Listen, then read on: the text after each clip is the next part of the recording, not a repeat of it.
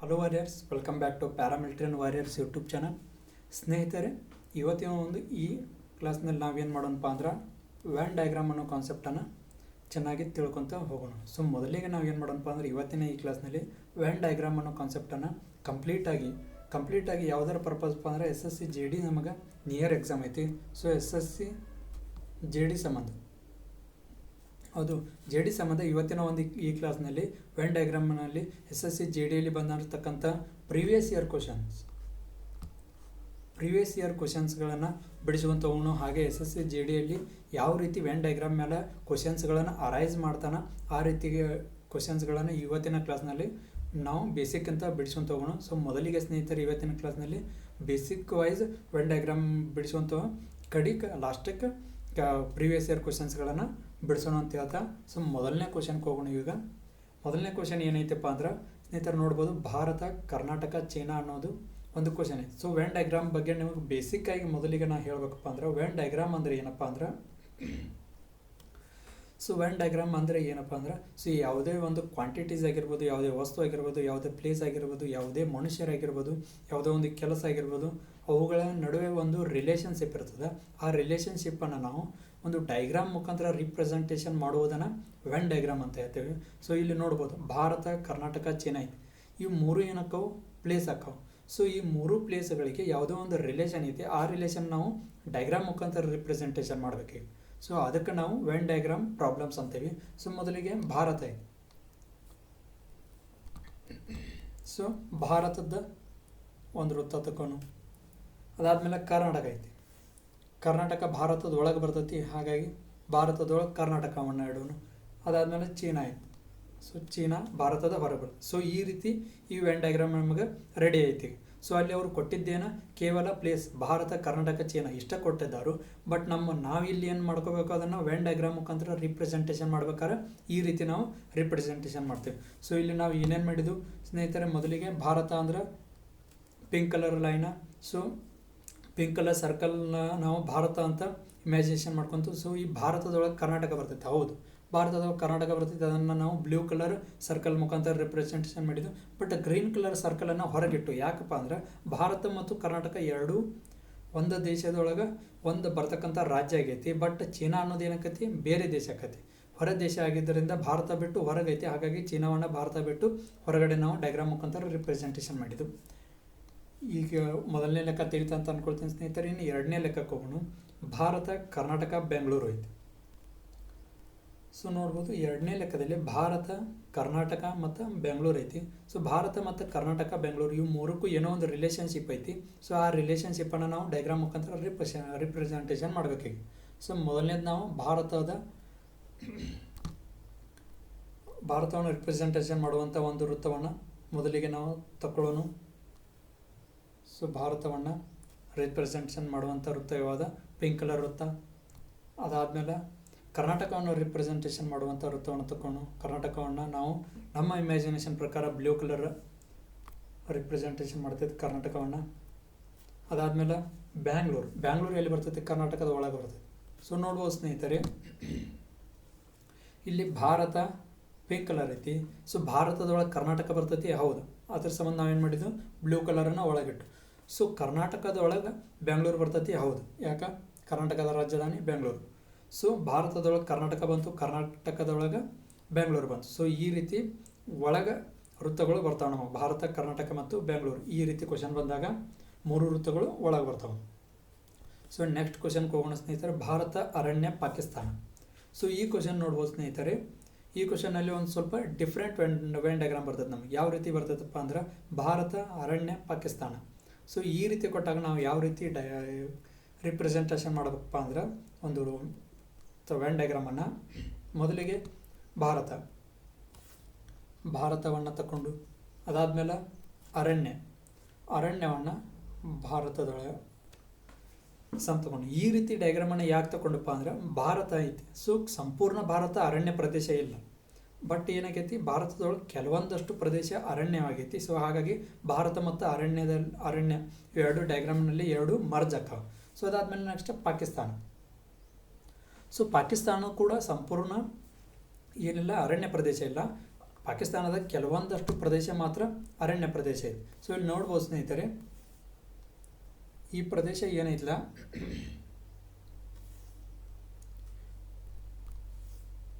ಈ ಪ್ರದೇಶ ಏನೈತಲ್ಲ ಇದು ಅರಣ್ಯ ಪ್ರದೇಶ ಮತ್ತು ಭಾರತ ಅಥವಾ ಪಾಕಿಸ್ತಾನ ಪ್ರದೇಶ ಆಗೈತೆ. ಸೊ ಭಾರತ ಮತ್ತು ಅರಣ್ಯ ಪ್ರದೇಶದಲ್ಲಿ ಏನಾಗೈತಿ, ಕೆಲವೊಂದಷ್ಟು ಪ್ರದೇಶ ಎರಡೂ ಹೊಂದೈತಿ, ಮತ್ತು ಪಾಕಿಸ್ತಾನ ಮತ್ತು ಅರಣ್ಯ ಪ್ರದೇಶದಲ್ಲಿ ಏನಾಗೈತಿ, ಕೆಲವೊಂದಷ್ಟು ಪ್ರದೇಶ ಎರಡೂ ಕೂಡ ಹೊಂದೈತಿ. ಸೊ ಈ ರೀತಿ ಕ್ವಶನ್ ಬಂದಾಗ ನಮಗೆ ವೆನ್ ಡಯಾಗ್ರಾಮ್ ಯಾವ ರೀತಿ ಬರ್ತದಪ್ಪ ಅಂದ್ರೆ ಈ ರೀತಿ ಬರ್ತದೆ. ಇನ್ನು ನೆಕ್ಸ್ಟ್ ಕ್ವಶನ್ಗೆ ಹೋಗೋಣ. ಸೊ ಸ್ನೇಹಿತರೆ, ಈ ಕ್ವಶನ್ದಲ್ಲಿ ನೋಡ್ರಿ, ಸ್ವಲ್ಪ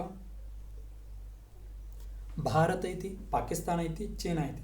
ಸೊ ಈ ರೀತಿ ಬಂದಾಗ ವೆನ್ ಡಯಾಗ್ರಾಮನ್ನು ಯಾವ ರೀತಿ ತೆಗಿಬೇಕು ಅನ್ನೋದನ್ನು ನಾವು ಮೊದಲಿಗೆ ನೋಡ್ಕೊಂಡು, ಸೊ ಭಾರತದ ಒಂದು ಭಾರತವನ್ನು ರಿಪ್ರೆಸೆಂಟೇಷನ್ ಮಾಡುವಂಥ ಒಂದು ವೃತ್ತವನ್ನು ತೆಗೆದು, ಅದಾದಮೇಲೆ ನೆಕ್ಸ್ಟ್ ಪಾಕಿಸ್ತಾನವನ್ನು ರಿಪ್ರೆಸೆಂಟೇಷನ್ ಮಾಡುವಂಥ ಒಂದು ವೃತ್ತವನ್ನು ತೆಗೆದ್ನಿ, ಚೀನಾವನ್ನು ರಿಪ್ರೆಸೆಂಟೇಷನ್ ಮಾಡುವಂಥ ಒಂದು ವೃತ್ತ.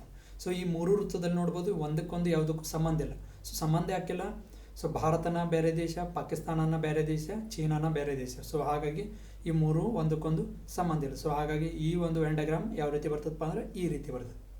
ಸೊ ಇನ್ನು ನೆಕ್ಸ್ಟ್ ಕ್ವಶನ್ ನಾವು ಹೋಗೋಣ ಸ್ನೇಹಿತರೆ. ಸೊ ಈ ಕ್ವಶನಲ್ಲಿ ನೋಡು, ಪ್ರಾಧ್ಯಾಪಕರು, ವೈದ್ಯರು ಮತ್ತು ಪುರುಷರು, ಪ್ರೊಫೆಸರ್ಸ್, ಡಾಕ್ಟರ್ಸ್ ಮತ್ತು ಮ್ಯಾನ್ಸ್, ಈ ರೀತಿ ನಮ್ಮ ಕ್ವಶನ್ಗಳನ್ನು ಕೊಟ್ಟಾಗ ಯಾವ ರೀತಿ ವೆನ್ ಡಯಾಗ್ರಾಮನ್ನು ರಿಪ್ರೆಸೆಂಟೇಷನ್ ಮಾಡಬೇಕು ಅನ್ನೋದನ್ನು ನೋಡೋಣ ಸ್ನೇಹಿತರೆ. ಇಲ್ಲಿ ತನಕ ನಾವು ಏನು ಮಾಡಿಸಿದ್ವು, ಭಾರತ, ಪಾಕಿಸ್ತಾನ, ಚೀನಾ ನಮಗೆ ಏನೈತಲ್ಲ ಇವು ದೈನಂದಿನದಲ್ಲಿ ಗೊತ್ತಿರ್ತಾವೆ. ನಮ್ಗೆ ಭಾರತ ಇದು ನಮ್ಮ ದೇಶ, ಕರ್ನಾಟಕ ಇದು ನಮ್ಮ ರಾಜ್ಯ, ಮತ್ತು ಬೆಂಗಳೂರು ಇದು ನಮ್ಮ ಪ್ರದೇಶ. ಸೊ ಇವುಗಳಲ್ಲಿ ನಮ್ಗೆ ವೆನ್ ಡಯಾಗ್ರಾಮನ್ನು ನಾವು ತಗೋಬೋದು. ಸೊ ಬಟ್ ಇಲ್ಲಿ ಏನೈತಿ, ಪ್ರೊಫೆಸರ್ಸ, ಡಾಕ್ಟರ್ಸ, ಮ್ಯಾನ್. ಸೊ ಈ ರೀತಿ ಬಂದಾಗ ಕೆಲವೊಂದಷ್ಟು ಜನಕ್ಕೆ ಕನ್ಫ್ಯೂಸ್ ಆಗ್ತಾರೆ. ಯಾಕಪ್ಪ ಅಂದ್ರೆ ಪ್ರೊಫೆಸರ್ಸ, ಡಾಕ್ಟರ್ಸ, ಮ್ಯಾನ್ ಈ ರೀತಿ ಬಂದಾಗ ಪುರುಷರನ್ನು ಸಪ್ರೇಟ್ ತೆಗಿತಾರೆ, ಡಾಕ್ಟರ್ಸನ್ನು ಸಪ್ರೇಟ್ ತೆಗಿತಾರೆ, ಪ್ರಾಧ್ಯಾಪಕರನ್ನು ಸಪ್ರೇಟ್ ತೆಗಿತಾರೆ. ಸೊ ಆ ರೀತಿ ಈ ಡಯಾಗ್ರಾಮ್ಗಳು ಬರಂಗಿಲ್ಲ. ಸೊ ಮೊದಲಿಗೆ ನಾವು ಪ್ರೊಫೆಸರ್ಸ್, ಪ್ರಾಧ್ಯಾಪಕರನ್ನು ತೆಗೋಣ. ಪ್ರಾಧ್ಯಾಪಕರನ್ನು ರಿಪ್ರೆಸೆಂಟೇಷನ್ ಮಾಡುವಂಥ ವೃತ್ತ ಯಾವುದಿಲ್ಲ ನಮಗೆ, ಪಿಂಕ್ ಕಲರ್. ಸೊ ಅದಾದಮೇಲೆ ವೈದ್ಯರನ್ನು, ಡಾಕ್ಟರ್ಸನ್ನು ತೆಗೆಯೋಣ. ಸೊ ಡಾಕ್ಟರ್ಸನ್ನು ರಿಪ್ರೆಸೆಂಟೇಷನ್ ಮಾಡುವಂಥ ವೃತ್ತ ಯಾವುದು, ಬ್ಲೂ ಕಲರ್. ಸೊ ಪ್ರಾಧ್ಯಾಪಕರು, ವೈದ್ಯರು ಇವೆರಡು ಯಾಕೆ ನಮಗೆ ಮಿಕ್ಸ್ ಬಂದು ಅಥವಾ ಇವೆರಡು ಯಾಕೆ ಒಂದರ ಮೇಲೆ ಒಂದು ವೃತ್ತ ಬಿದ್ದು ಅಂತ ನೀವು ಅಂದ್ಕೊಳ್ತಿರ್ಬೋದು. ಯಾಕಪ್ಪ ಅಂದ್ರೆ ಪ್ರೊಫೆಸರ್ಸ ಮತ್ತು ಡಾಕ್ಟರ್ಸ ಎರಡೂ ಬೇರೆ ಬೇರೆ ವೃತ್ತಿ ಜೀವನ. ಬಟ್ ಇವೆರಡು ಮಿಕ್ಸ್ ಯಾವಾಗಕ್ಕಪ್ಪ ಅಂದ್ರೆ ಕೆಲವೊಂದಷ್ಟು ಜನ ಡಾಕ್ಟರ್ ವೃತ್ತಿಯನ್ನು ಕಂಟಿನ್ಯೂ ಮಾಡ್ಕೊತಾನೆ, ಅವ್ರ ಕಾಲೇಜಲ್ಲಿ ಟೀಚಿಂಗ್ ಕೂಡ ಮಾಡ್ತಿರ್ತಾರೆ. ಸೊ ಅಂಥವ್ರು ಏನಾಗಿರ್ತಾರೆ ಅಂದ್ರೆ ಪ್ರೊಫೆಸರ್ ವೃತ್ತಿಯನ್ನು ಕೂಡ ಮಾಡ್ತಿರ್ತಾರೆ ಮತ್ತು ಡಾಕ್ಟರ್ಸ್ ವೃತ್ತಿಯನ್ನು ಕೂಡ ಮಾಡ್ತಿರ್ತಾರೆ. ಸೊ ಹಾಗಾಗಿ ಈ ವೆನ್ ಡಯಾಗ್ರಾಮ್ ಹೆಂಗೆ ಬರ್ತೈತಿ, ಒಂದರೊಳಗೆ ಒಂದು ಮರ್ಜಡಕ. ಅದಾದಮೇಲೆ ನೆಕ್ಸ್ಟ್ ಏನಾಗೋದು, ಮೆನ್ ಬರ್ತೈತಿ. ಸೊ ಮೆನ್ ಅನ್ನೋ ಡಯಾಗ್ರಾಮನ್ನು ಯಾವ ರೀತಿ ತಗೊಳ್ಳೋದು, ಈ ರೀತಿ ತಗೊಂಡೋರು. ಸೊ ಇಲ್ಲಿ ಏನಾಗತ್ತೆ ಅನ್ನೋದನ್ನು ನಾವು ನೋಡೋಣ. ಸೊ ಇಲ್ಲಿ ಮೊದಲಿಗೆ ಏನಾಗಿತ್ತು, ನಮ್ಗೆ ಪ್ರೊಫೆಸರ್ಸ್ ಮತ್ತು ವೈದ್ಯರು ಎರಡು ಮರ್ಜ್ ಆಗಿದ್ದು. ಅದಾದಮೇಲೆ ಇಲ್ಲಿ ಏನಂತ, ಈಗ ಪುರುಷರು, ಪ್ರೊಫೆಸರ್ಸ, ಡಾಕ್ಟರ್ಸ್ ಇವು ಮೂರು ಕೂಡ ಮರ್ಜ್ ಆದವು. ಇವು ಮೂರು ಯಾಕೆ ಮರ್ಜ್ ಆದವಪ್ಪ ಅಂದ್ರೆ, ಸೊ ಕೆಲವೊಂದಷ್ಟು ಜನ ಈಗ ಪುರುಷರಷ್ಟ ವೈದ್ಯರಾಗಿರಂಗಿಲ್ಲ, ಪುರುಷರಷ್ಟ ಪ್ರಾಧ್ಯಾಪಕರಾಗಿರಂಗಿಲ್ಲ. ಏನಾಗಿರ್ತೈತಿ, ಮಹಿಳೆಯರು ಕೂಡ ಪ್ರಾಧ್ಯಾಪಕರು ಆಗಿರ್ತಾರೆ. ಸೊ ಹಾಗಾಗಿ ಪುರುಷರು ಕೆಲವೊಂದಷ್ಟು ಜನ ಅಷ್ಟ ವೈದ್ಯರಾಗಿರ್ತಾರೆ ಮತ್ತು ಕೆಲವೊಂದಷ್ಟು ಜನ ಅಷ್ಟ ಪ್ರಾಧ್ಯಾಪಕರಾಗಿರ್ತಾರೆ. ಸೊ ಹಾಗಾಗಿ ಈ ಒಂದು ಡಯಾಗ್ರಾಮ್ ಯಾವ ರೀತಿ ಬರ್ತದಪ್ಪ ಅಂದ್ರೆ ಈ ರೀತಿ ಬರ್ತದೆ. ಸೊ ಇನ್ನು ನೆಕ್ಸ್ಟ್ ಕ್ವಶನ್ಗೆ ಹೋಗೋಣ. ಸೊ ಈ ಕ್ವಶನ್ ನಿಮಗೆ ತಿಳಿದಂತ ಅಂದ್ಕೊಳ್ತೇನೆ. ನೆಕ್ಸ್ಟ್ ಕ್ವಶನ್ ಯಾವುದಪ್ಪ ಅಂದ್ರೆ, ಕೆಲವು ಎಗಳು ಬಿ. ಸೊ ಇವು ಬಿಡಿಸ್ಕೊತ ಹೋಗಲ್ಲ, ಇನ್ನೇನು ಬರ್ತಕ್ಕಂಥ ಕ್ವಶನ್ಗಳು ಅದಾವಲ್ಲ ಅವು ನಿಮಗೆ accurate question. So accurate SSC JDಯಲ್ಲಿ ಬಂದಿರತಕ್ಕಂಥ ಕ್ವಶನ್ಗಳಿಗಿರ್ತಾವೆ. ಸೊ ಅದರಲ್ಲಿ ಮೊದಲನೇ ಹಂತದ ಕ್ವಶನ್ಗಳನ್ನು ನಾವು ನೋಡೋಣ. ಕೆಲವು ಎಗಳು ಬಿ ಮತ್ತು ಸಮ್ ಏಸ್ ಆರ್ ಬಿ. ಸೊ ಈ ಒಂದು ವೃತ್ತವನ್ನು ನಾವು ಯಾವ ರೀತಿ ತಗೊಳ್ಬೋದು ಅಂದರೆ, ಸಮ್ ಏಸ್ ಆರ್. ಸೊ ಯಾವುದೇ ಒಂದು ಕ್ವಶನಲ್ಲಿ ನಿಮಗೆ ಸಮ್ ಈ ಒಂದು ಪದ ಬಂತು ಅಂತ ತಿಳ್ಕೊರಿ. ಸೊ ಈ ಪದ ಬಂದಾಗ ನೀವು ಯಾವ ರೀತಿ ಡಯಾಗ್ರಾಮ್ ತೆಗಿಬೇಕಪ್ಪ ಅಂದ್ರೆ ಈ ರೀತಿ ಮರ್ಜ್ ಆದಂಥ ಡಯಾಗ್ರಾಮನ್ನು ತೆಗಿಬೇಕು. ಸೊ ಇಲ್ಲಿ ಏನು ಕೊಟ್ಟಾನ ನೋಡ್ರಿ ನೀವು, ಸಮ್ ಏಸ್ ಆರ್ ಬಿ ಅಂತ ಕೊಟ್ಟಾನ. ಸೊ ಮೊದಲಿಗೆ ನಾವು ಏನು ಡಯಾಗ್ರಾಮ್ ತಗೊಂಡು ಅದಾದಮೇಲೆ ಬಿ ಅನ್ನೋ ಡಯಾಗ್ರಾಮ್ ತಗೊಂಡು. ಸೊ ಸ್ನೇಹಿತರೆ, ಇವು ಎರಡಕ್ಕೂ ನೇಮ್ ಕೊಡೋನು ಎ ಮತ್ತು ಬಿ. ಸೊ ಇಲ್ಲಿ ಸಮ್ ಏಸ್ ಆರ್ ಬಿ ಏನೈತಪ್ಪ ಅಂದ್ರೆ ಕ್ವಶನ್ದಾಗ ಕೆಲವೊಂದಷ್ಟು ಎಗಳಷ್ಟು ಬಿಗಳಾಗಿದಾವಂತ. ಅಂದ್ರೆ ಸಂಪೂರ್ಣ ಎಗಳು ಬಿಗಳಾಗಿಲ್ಲ, ಅಲ್ಲೇ ಕೆಲವೊಂದಷ್ಟು ಎಗಳಷ್ಟು ಬಿಗಳಾಗಿದಾವಂತ. ಸೊ ಇಲ್ಲಿ ನೋಡ್ಬೋದು ಪೇಂಟ್ ಮಾಡಿದಂಥ ಏನು ಒಂದು ಪ್ಲೇಸ್ ಐತಲ್ಲ ಅವು ಎ ಮತ್ತು ಬಿ ಮರ್ಜ್ ಆದಂಥ, ಸೊ ಅವು ಎಗಳು ಬಿಗಳಾದಂಥ ಒಂದು ಡಯಾಗ್ರಾಮ್. ಸೊ ಈ ಕ್ವಶನ್ ನಿಮಗೆ ತಿಳಿತು ಅಂತ ಅಂದ್ಕೊಳ್ತೀನಿ. ನೆಕ್ಸ್ಟ್ ಕ್ವಶನ್ಗೆ ಹೋಗೋಣ. ಸೊ ಸ್ನೇಹಿತರು ಇಲ್ಲಿ ನೋಡ್ಬೋದು, ಕೆಲವು ಎಗಳು B, some As are B, ಕೆಲವು ಬಿಗಳು ಸಿ. ಇಲ್ಲಿ ಏನಾಗೈತಿ 3 ಕ್ವಾಂಟಿಟೀಸ್ ಇದಾವೆ. ಸೊ ಈ ರೀತಿ ಬಂದಾಗ ಯಾವ ರೀತಿ ಬಿಡಿಸ್ಬೇಕಪ್ಪ ಅಂದ್ರೆ, so some As are B, ಈಗ ಮೊದಲನೇ ಸೆಂಟೆನ್ಸನ್ನು ನಾವು ಮೊದಲಿಗೆ ಬಿಡಿಸೋಣ. Some As are. ಸೊ ಮೊದಲಿಗೆ ಈ ಡಯಾಗ್ರಾಮನ್ನು ತಗೊಂಡು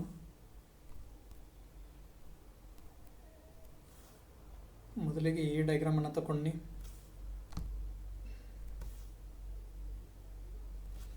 ಅದಾದ್ಮೇಲೆ ಬಿ ಡಯಾಗ್ರಾಮನ್ನು ತಗೊಂಡು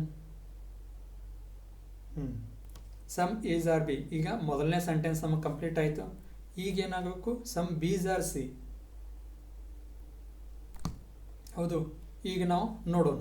ಈಗ ಸೆಂಟೆನ್ಸ್ ಎಲ್ಲ ಬರಬ್ಬರ ಆಗಿದಾವೆ, ನಾವು ಬರಬ್ಬರ ಡಯಾಗ್ರಾಮ್ ತಗೊಂಡೋಲ್ಲ. ಸಮ್ ಈಸ್ ಆರ್ ಬಿ, ಕೆಲವು ಎಗಳು ಬಿ ಆಗಿದಾವೆ, ಸೊ ಆಗಿದಾವೆ. ಎಲ್ಲಿಗಿದಾವೆ? ಇಲ್ಲಾಗಿದಾವೆ. ಅದಾದಮೇಲೆ ಸಮ್ ಬೀಸ್ ಆರ್ ಸಿ, ಕೆಲವು ಬಿಗಳು ಸಿಗಳಾಗಿದಾವಣ್ಣ, ಹೌದಾಗಿದಾವೆ. ಎಲ್ಲಿಗಿದಾವೆ? ಇಲ್ಲೇನು ಮಾರ್ಜ್ ಆಗಿತ್ತಲ್ಲ ಈ ಪ್ಲೇಸ್ನಾಗ ಆಗಿದಾವೆ. ಸೊ ಈ ರೀತಿ ಈ ಕ್ವಶನ್ಗೆ ವೆನ್ ಡಯಾಗ್ರಾಮ್ ಬರ್ತೈತೆ. ಇನ್ನು ನಾವು ನೆಕ್ಸ್ಟ್ ಕ್ವಶನ್ಗೆ ಹೋಗೋಣ ಅಂತ ಅಂದ್ಕೊಳ್ಳೋಣ. ಸೊ ನೆಕ್ಸ್ಟ್ ಕ್ವಶನ್ ಇಲ್ಲಿ ನೋಡ್ಬೋದು. ಇದು ಎಲ್ಲಿ ಬಿದ್ದಪ್ಪ ಅಂದರೆ SSC JD 2021ರಲ್ಲಿ ಪ್ರಿವಿಯಸ್ ಇಯರ್ ಕ್ವಶನಲ್ಲಿ ಬಿದ್ದಿರ್ತಕ್ಕಂಥ ಕ್ವಶನ್ ಐತಿ. ಸೊ ಈ ಕ್ವಶನನ್ನು ನಾವು ಯಾವ ರೀತಿ ಬಿಡಿಸ್ಬೇಕು ಅನ್ನೋದನ್ನು ನೋಡ್ಕೊತೇವೆ. ಸೊ ಮೊದಲಿಗೆ ನಾವು ಸ್ಟೇಟ್ಮೆಂಟ್ಸ್ ಐತಿ, ಕನ್ಕ್ಲೂಷನ್ ಐತಿ. ಸೊ ಈ ರೀತಿ ಕ್ವಶನ್ಗಳು ಬಿದ್ದಾಗ ಯಾವಾಗಲೂ ಏನು ಮಾಡಬೇಕಪ್ಪ ಅಂದ್ರೆ ಮೊದಲಿಗೆ ಸ್ಟೇಟ್ಮೆಂಟ್ಸ್ಗಳನ್ನು ಓದ್ಕೊತ ಹೋಗಬೇಕು. ಅದಾದಮೇಲೆ ಕನ್ಕ್ಲೂಷನ್ಗಳನ್ನು ಓದಬೇಕು. ಅದಾದಮೇಲೆ ನೆಕ್ಸ್ಟ್ ಆಪ್ಷನ್ಗಳನ್ನು ನೋಡ್ಕೊತ ಕ್ವಶನನ್ನು ಬಿಡಿಸ್ಕೊತ ಹೋಗ್ಬೇಕು.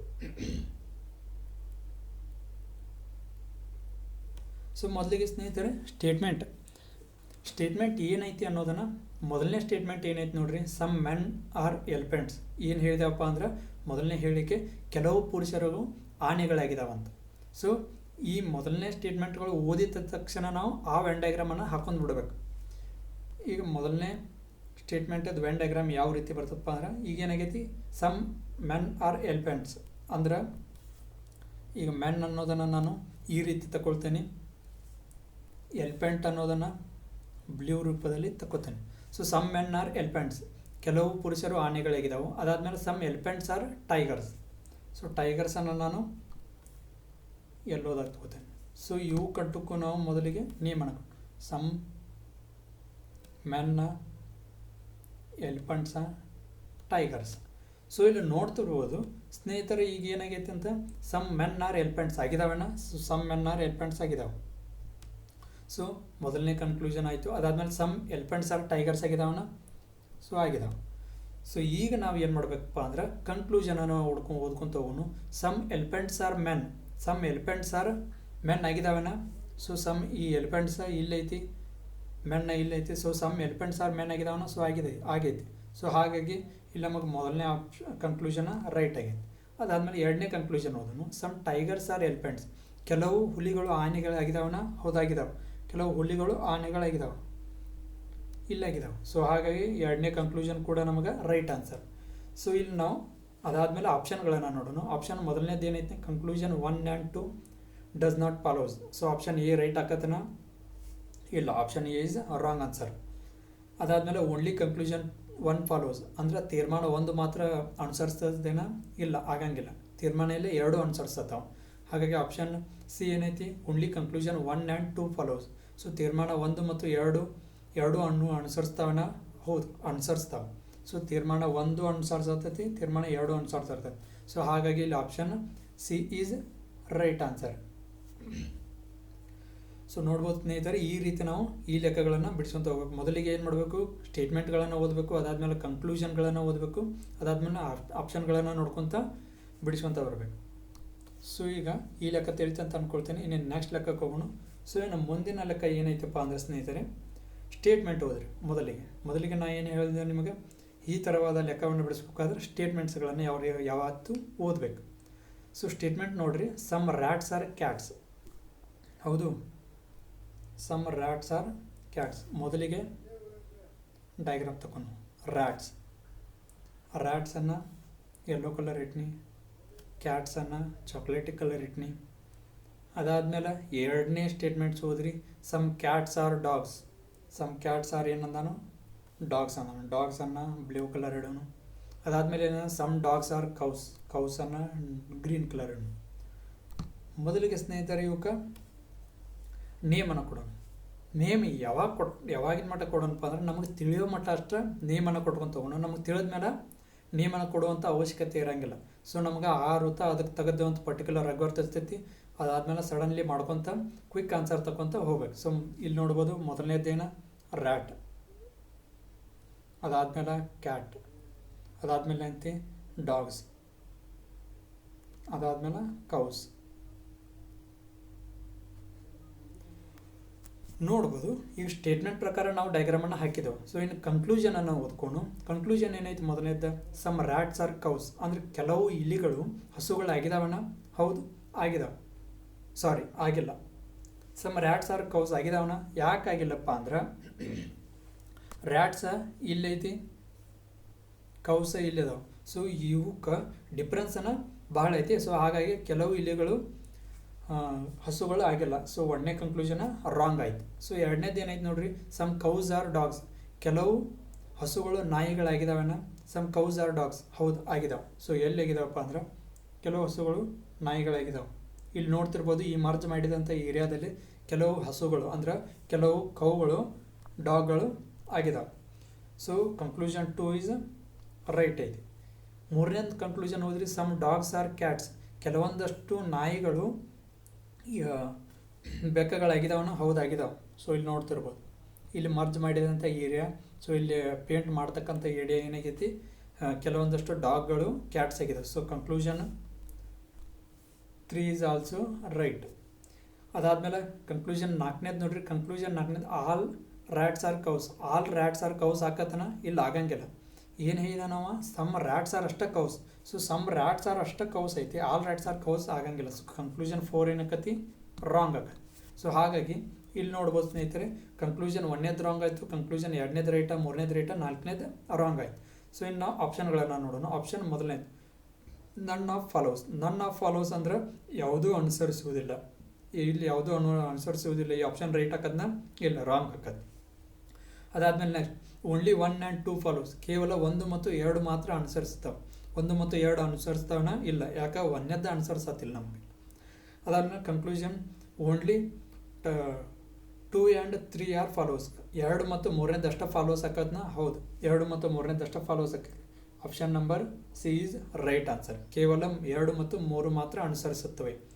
ಸೊ ನೋಡ್ಬೋದು ನೀವು ಈ ರೀತಿ ಲೆಕ್ಕ ಬಂದಾಗ ಯಾವ ರೀತಿ ಬಿಡಿಸ್ಬೇಕಪ್ಪ ಅಂದ್ರೆ ಮೊದಲಿಗೆ ಸ್ಟೇಟ್ಮೆಂಟ್ಸ್ಗಳನ್ನು ಹೇಳಿದಂಗೆ ಸ್ಟೇಟ್ಮೆಂಟ್ಸ್ಗಳನ್ನು ಓದ್ರಿ. ಅದಾದಮೇಲೆ ಕನ್ಕ್ಲೂಷನ್ಗಳನ್ನು ಓದ್ರಿ. ಅದಾದಮೇಲೆ ಆಪ್ಷನ್ಗಳನ್ನು ನೋಡ್ಕೊಂಡು ರೈಟ್ ಆನ್ಸರನ್ನು ಟಿಕ್ ಹಾಕಿ ಬರ್ರಿ. ಸೊ ಈ ಕ್ವಶನ್ ನಿಮಗೆ SSC JD ಪ್ರಿವಿಯಸ್ ಇಯರ್ ಬಿದ್ದಂಥ ಕ್ವಶನ್ ಆಗಿದೆ. ಸೊ ನೆಕ್ಸ್ಟ್ ಮುಂದಿನ ಲೆಕ್ಕಕ್ಕೆ ಹೋಗೋಣ ಅಂತ ಹೇಳ್ತೇನೆ ಸ್ನೇಹಿತರೆ. ಸೊ ಸ್ನೇಹಿತರೆ ಇಲ್ಲಿ ನೋಡ್ಬೋದು ಮುಂದಿನ ಲೆಕ್ಕ ಏನೈತಿ. ಮುಂದಿನ ಲೆಕ್ಕದಾಗ ಸ್ಟೇಟ್ಮೆಂಟ್ಸ್ ಏನು ಕೊಟ್ಟಾನ ಅನ್ನೋದನ್ನು ಮೊದಲಿಗೆ ನಾವು ಓದೋಣ. ಸ್ಟೇಟ್ಮೆಂಟ್ ಮೊದಲನೇದು ಏನೈತಿ, some pens are metals. Some pens are metals. So some pens are metals ಐತಿ. ಸೊ ಸಮ್ ಪೆನ್ಸನ್ನು ತಗೊಂಡು ಇಲ್ಲಿ ಮೆಟಲ್ಸ್ ಆಗತ್ತೆ. Some pens are metals. Pen ಮತ್ತು ಮೆಟಲ್ಸ್ಗಳನ್ನು ಎರಡು ವೃತ್ತವನ್ನು ತಗೊಂಡು ಇದರಲ್ಲಿ ಏನಾಗಿದೆ ಸಮ್ ಪೆನ್ಸ್ ಆರ್ ಮೆಟಲ್ಸ್. ಮೊದಲನೇ ಡಯಾಗ್ರಾಮ್ ಹಿಂಗೆ ಬರ್ತೈತಿ. ಅದಾದಮೇಲೆ ಸಮ್ ಕ್ಲಿಪ್ಸ್ ಆರ್ ಮೆಟಲ್ಸ್ ಅಂದರೆ ಕೆಲವು ಕ್ಲಿಪ್ಗಳು ಲೋಹಗಳಾಗಿದ್ದಾವಂತ. ಇದನ್ನು ಈ ರೀತಿ ತಗೊಂಡು ಸೊ ಹೇಳಿ ನಿಮಗೆ ಇಲ್ಲಿ ಸಮ್ ಪಿನ್ಸನ್ನು ನಾವು ಚಾಕ್ಲೇಟಿ ಕಲರ್ ತೆಗೆದೇವೆ, ಮೆಟಲ್ಸನ್ನು ಯೆಲ್ಲೋ ಕಲರ್ ತೆಗೆದೇವೆ ಮತ್ತು ಕ್ಲಿಪ್ಸನ್ನು ಗ್ರೀನ್ ಕಲರ್ ತೆಗೆದು. ಸೊ ಸ್ನೇಹಿತರೆ ಇಲ್ಲಿ ನೋಡ್ಬೋದು ನಮಗೆ ಸ್ಟೇಟ್ಮೆಂಟ್ ಪ್ರಕಾರ ಈ ಡಯಾಗ್ರಾಮನ್ನು ನಾವು ಈ ರೀತಿ ತಗೊಂಡು ಇನ್ನು ನೆಕ್ಸ್ಟ್ ಏನೈತಿ ಕನ್ಕ್ಲೂಷನನ್ನು ನಾವು ಓದ್ಕೊಂಡು. ಕನ್ಕ್ಲೂಷನ್ 1ನೇದು ಏನೈತಿ, some metals are pens. Some metals are pens ಆಗತ್ತವನ ಹೌದು, ಸಮ್ ಮೆಟಲ್ಸ್ ಆರ್ ಪೆನ್ಸ್ ಆಗತ್ತವ. ಎಲ್ಲೇ ಇಲ್ಲಿ ಮರ್ಜ್ ಆಗಿದ್ದಾವೆ. ಸೊ ಹಾಗಾಗಿ ಕನ್ಕ್ಲೂಷನ್ 1 ಈಸ್ ರೈಟ್ ಆನ್ಸರ್. ಅದಾದಮೇಲೆ ಸಮ್ ಪಿನ್ಸ್ ಆರ್ ಕ್ಲಿಪ್ಸ್ ಆಗತ್ತವಣ. ಪಿನ್ಸ ಇಲ್ಲೈತಿ, ಕ್ಲಿಪ್ಸ ಇಲ್ಲೈತಿ, ಇವ ಮೆಟಲ್ಸ. So some pins are clips ಆಗತ್ತವಣ ಇಲ್ಲ, ಯಾಕಪ್ಪ ಅಂದ್ರೆ ಪಿನ್ಸ್ ಇಲ್ಲಿ ಐತಿ, ಕ್ಲಿಪ್ಸ್ ಇಲ್ಲಿ ಐತಿ. ಸೊ ಹಾಗಾಗಿ ಸಮ್ ಪಿನ್ಸ್ ಆರ್ ಕ್ಲಿಪ್ಸ್ ಆಗಂಗಿಲ್ಲ. So conclusion 2 is wrong. So ಈಗ ನಾವು ಆಪ್ಷನ್ಗಳನ್ನು ನೋಡ್ಕೊಂಡು both conclusions are follow both conclusion follows ಆಗತ್ತವನ ಇಲ್ಲ, ಎರಡು ತೀರ್ಮಾನಗಳು ಅನುಸರಿಸುತ್ತವನ ಇಲ್ಲ. ಸೊ ಹಾಗಾಗಿ option A is wrong answer. Option B ಏನೈತೆ ನೋಡ್ರಿ, ಕನ್ಕ್ಲೂಷನ್ 2 ಈಸ್ ಫಾಲೋ, ಕೇವಲ ತೀರ್ಮಾನ 2 ಅನುಸರಿಸತ್ತದನ್ನ ಇಲ್ಲ, ಎರಡನೇ ತೀರ್ಮಾನ ರಾಂಗ್ ಐತಿ. Option only conclusion 1 is follow, ಕೇವಲ ತೀರ್ಮಾನ 1 ಅನುಸರಿಸತ್ತದನ್ನ ಹೌದು, ಕೇವಲ ತೀರ್ಮಾನ 1 ಅನುಸರಿಸ್ತದೆ. ಸೊ ಹಾಗಾಗಿ option C is right answer ನಮಗೆ. ಸೊ ನಮಗೆ ಇಲ್ಲಿ ರೈಟ್ ಆನ್ಸರ್ ಯಾವುದು? Option C, only conclusion 1 follows. Conclusion 1 ಏನು ಹೇಳ್ತೈತೆ? Some metals are pens, some metals pens ಆಗಿದಾವೆ. ಸೊ ಇಲ್ಲಿ ನೋಡ್ಬೋದು. ಸೊ ಈ ರೀತಿ ಲೆಕ್ಕ ಬಂದಾಗ ಯಾವ ರೀತಿ ಬಿಡಿಸ್ಬೇಕು ಅನ್ನೋದು ನಿಮಗೆ ಗೊತ್ತಾಯ್ತು ಅಂದ್ಕೊಳ್ತೇನೆ. ಇನ್ನು ನೆಕ್ಸ್ಟ್ ಲೆಕ್ಕಕ್ಕೆ ಹೋಗೋಣ.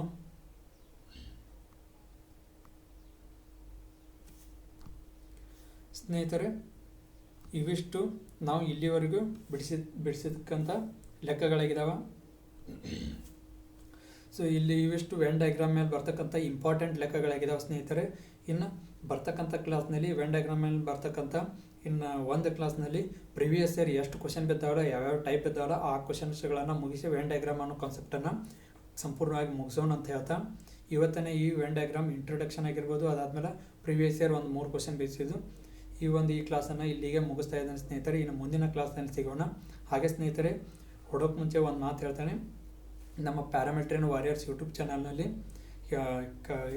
ಎಲ್ಲ ಥರದ ಎಕ್ಸಾಮ್ಗಳಿಗೆ ಸಂಬಂಧಪಟ್ಟಂತಹ ಕ್ಲಾಸ್ಗಳನ್ನು ಕೂಡ ಸರ್ಗಳು ಸ್ಟಾರ್ಟ್ ಮಾಡಿದ್ದಾರೆ.